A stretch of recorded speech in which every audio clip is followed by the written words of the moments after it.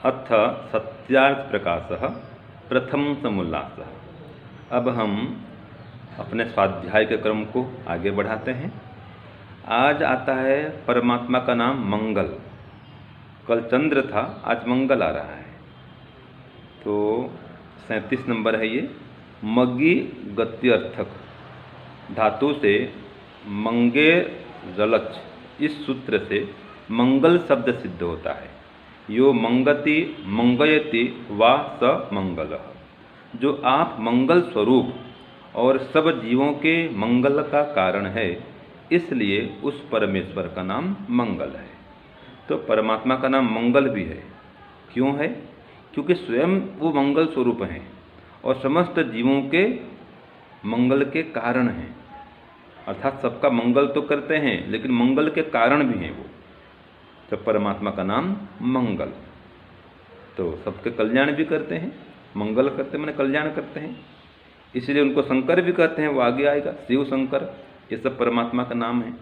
तो सबके मंगल करने से और मंगल स्वरूप होने से परमात्मा का नाम मंगल हुआ। इसी प्रकार से अब आता है बुद्ध। तो बुद्ध अवगमने, इस धातु से बुद्ध शब्द सिद्ध होता है। यो बुध्यते बोध्यते वा स बुधः, जो स्वयं बोध स्वरूप और सब जीवों के बोध का कारण है, इसलिए उस परमेश्वर का नाम बुद्ध है। तो आज हमने पढ़ा परमात्मा का नाम बुद्ध भी है। तो क्यों बुद्ध है?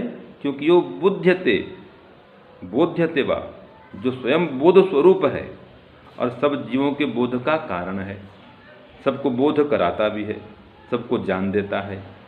तो परमात्मा का नाम बुद्ध है। तो मंगल भी हुआ, बुद्ध भी हुआ और चंद्र भी हुआ। बृहस्पति का तो पहले आ चुका था।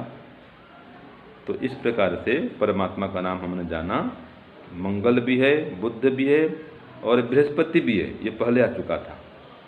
अब बृहस्पति माने जो ब्रह्मांड का पति है, वो बृहस्पति परमात्मा। तो वेद का भी पति है, ब्रह्मांड का भी पति है, तो परमात्मा का नाम बृहस्पति भी है। अब आगे आता है शुक्र भी है। तो ये सुचिर पूति भाव है, इस धातु से शुक्र शब्द सिद्ध हुआ।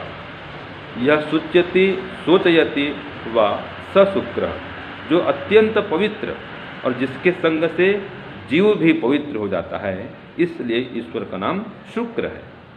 तो परमात्मा का नाम शुक्र भी है। क्यों?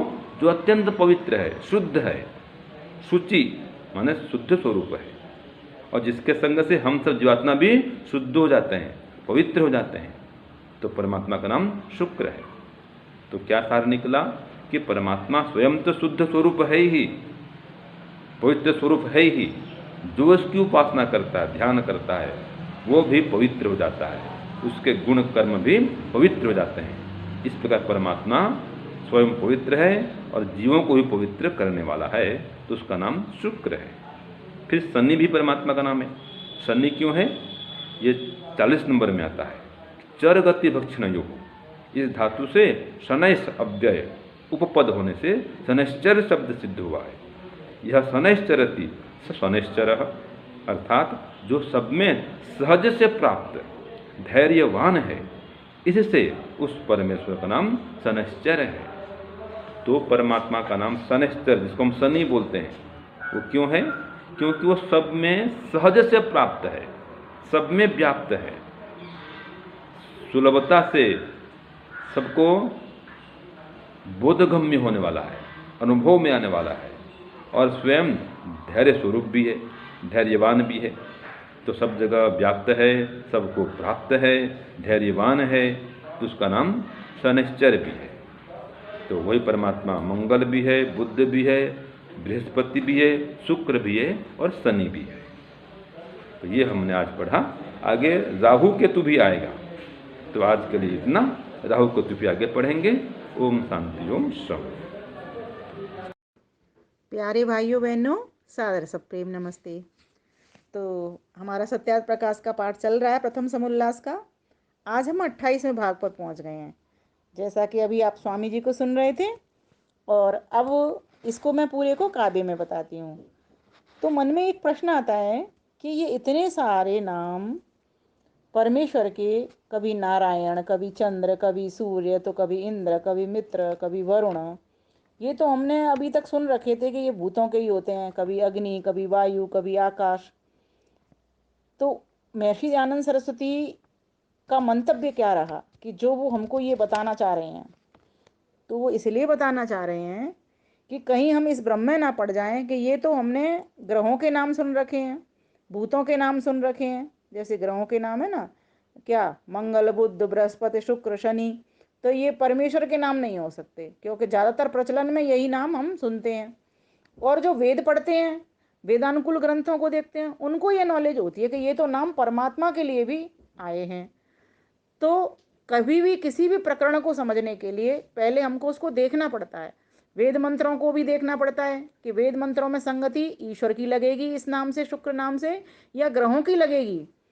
जहाँ कर्ता का भाव दिखेगा वहाँ तो ईश्वर की लगेगी, और जहाँ ग्रहों की बात आएगी, स्थान विशेष का नाम है या कुछ और है, तो ग्रहों की बात है, तो फिर वहाँ पर ग्रहों की और भूतों की बात लगेगी, या जीव संबंधी नाम है। ये संगति देखनी पड़ती है। तो महर्षि आनंद सरस्वती बताना चाह रहे हैं कि तुम इस भ्रम में मत रहना कि सिर्फ ये ग्रहों के ही नाम होते हैं तो ईश्वर के नहीं होते, हो सकते।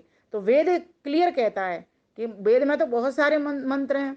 ओम अग्निम, आदित्य, वरुण, मित्र, अग्नि, इंद्र, ये सारा बहुत सारे मंत्र भी आते हैं इससे संबंधित। तो इस प्रकार से हमको जानना चाहिए कि जो नाम हम प्रचलन में इन भूतों के और ग्रहों के देखते हैं, है ना, वे नाम ईश्वर के भी होते हैं। लेकिन कैसे कैसे होते हैं, क्यों ईश्वर को ये नाम से संबोधित किया जाता है, तो वो ये बता रहे हैं। तो व्याकरण से संबंधित करके धातु शब्द से बता रहे हैं वो कि कौन कौन सी इसमें धातु लगती है, क्या इससे शब्द सिद्ध होता है। तो जैसे कल के भाग में हमने नारायण को जाना कि नार किसको कहते हैं, जल को, जीव को और प्राण को कहते हैं। अयन किसको कहते हैं, घर को। तो जो जल में, प्राण में और जीवों के भीतर भी रहता है अपनी सूक्ष्माति सूक्ष्म सत्ता से, उसको नारायण कहते हैं। ये हमने जान लिया था कल। और इसी प्रकार से चंद्र भी हमने जान लिया था कि चंद्र क्यों कहते हैं, क्योंकि वो जो आनंद स्वरूप है और आनंद देने वाला, इसलिए उस परमेश्वर का नाम चंद्र है। और यही काम इन ग्रहों के भी हो रहे हैं, इनसे भी हमको आनंद मिल रहा है। तो इस प्रकार से समझना चाहिए कि ईश्वर को क्यों कहते हैं, और इन जितने भी ग्रह, उपग्रह या नक्षत्र हैं, इनके नाम ये इस तरह के क्यों हैं, या भूतों के नाम इस तरह के क्यों हैं। भू से तात्पर्य ये आकाश, पृथ्वी, अग्नि, जल, वायु, ये 5 जो भूत हैं, इनके नाम क्यों हैं। तो इस प्रकार से यहाँ पर ये बताने का प्रयास वो कर रहे हैं कि कहीं तुम इस भ्रम में मत रह जाना कि ये तो भूतों के ही नाम होते हैं, ग्रहों के ही नाम रहते हैं, ईश्वर के भी ये नाम होते हैं। और कैसे कैसे होते हैं, तो आइए काव्य के द्वारा हम जानेंगे। आओ जाने जना रहे ऋषि दयानंद ईश्वर के नाम, ऋषि दयानंद ईश्वर के नाम। मंगल क्यों कहते प्रभु को, क्योंकि मंगल में वो भगवान, क्योंकि मंगल में वो भगवान। यो मंगति मंगयति वास मंगल, जो आप मंगल स्वरूप और सब जीवों के मंगल का कारण है, इसीलिए उस परमेश्वर का नाम मंगल है। इस तरह से आप याद कर लेंगे, यो मंगति मंगयति वास मंगल। अब उसको फिर बुद्ध क्यों कहते हैं, तो कहा वही सभी के मंगल कारक, और बुद्ध भी उनका नाम, और बुद्ध भी उनका नाम। सब जीवों के बोध के कारक, सब जीवों के बोध के कारक। बोध स्वरूप को कोटि प्रणाम, बोध स्वरूप को कोटि प्रणाम। तो कहा यो बुध्यते बोध्यते वा सबुध, अर्थात जो स्वयं बोध स्वरूप और सब जीवों के बोध का कारण है, अर्थात बोध को कराने हारा है, स्वयं बोध स्वरूप है और हम सभी को भी बोध कराता है, तो इसीलिए परमेश्वर का नाम बुध है। तो मंगल और बुध हो गए। अब बृहस्पति क्यों कहा, बृहस्पति की चर्चा पहले भी हो चुकी है, फिर भी द्वारा मैं करती हूँ। बृहस्पति भी नाम उन्हीं का, वेदपति ब्रह्मांडाध्यक्ष, क्योंकि पूरे ब्रह्मांड के स्वामी हैं, इसीलिए बृहस्पति हैं वो। और वेद के भी पति हैं, इसीलिए भी वो बृहस्पति हैं। तो कहा बृहस्पति भी नाम उन्हीं का, वेदपति ब्रह्मांडाध्यक्ष, अति पवित्र पावन स्वरूप, पावन करते कहलाते शुक्र। तो फिर कहा शुक्र उनको क्यों कहा गया है, क्योंकि वो पवित्र है स्वयं और हमको भी पवित्र करने वाले हैं, है ना। क्या कहा जाता है ना, पतित पावन क्यों कहा जाता है, क्योंकि हमको भी वो उठाने वाले हैं, पवित्र करने वाले हैं। जो हम भोग विकृतियों में फंसे हुए रहते हैं, तो हमको भी अपनी शुद्धि का ध्यान दिलाने वाले हैं, क्योंकि जीवात्मा तो स्वरूप से शुद्ध है, लेकिन विकार में, विकृति में आकर के वो फिर अपने आप को भूल जाता है, अपने स्वरूप को, तो वो अपवित्र आंकने लग जाता है। तो इस प्रकार से उसका भी वो बोध कराते हैं हमको। तो वो पवित्र स्वयं भी हैं और हमको भी वो पवित्र कराते हैं। तो कितना सुंदर है ये याद करने के। यह शुच्यति शोचति वास शुक्रः। इतने सरल सरल हैं, इनको याद करें सभी। यह शुच्यति शोचयति वास शुक्र है, जो अत्यंत पवित्र और जिसके संग से जीव भी पवित्र हो जाता है, इसलिए ईश्वर का नाम शुक्र है। फिर क्या कहा, शनि भी है उसका नाम। शनि क्यों कहते हैं उसको? शनि भी उसका और नाम शनै शनै हो धैर्य से प्राप्त। आओ धैर्यवान गुण धारण पावे वन कर योगी आप, पावे वन कर योगी आप। तो परमेश्वर का एक नाम शनि भी है। तो शनि क्यों कहा जाता है उसको? यह शनैश्चरति स शनैश्चर है, कि वो परमात्मा योगाभ्यास से, कुशल अभ्यास से, है ना, उसका भजन उपासना से, निष्काम कर्माओं से धीरे धीरे वो प्राप्त होता है। वो स्वयं तो धैर्यवान है, उसके धैर्यवान गुण को हमको धारण करके उसको इस तरह से प्राप्त करना है, तो वो सहज ही हमको प्राप्त हो जाता है। तो इसके लिए हमें योगी बनना पड़ेगा, ज्ञानी बनना पड़ेगा, तो वो परमात्मा हमको उपलब्ध हो जाएगा। परमात्मा है क्या? परमात्मा आनंदी ही तो है, परम आनंदी ही तो है। तो उसको प्राप्त करके फिर व्यक्ति सुखी दुखी नहीं होता। इस संसार में व्यक्ति सुखी दुखी होता है ना।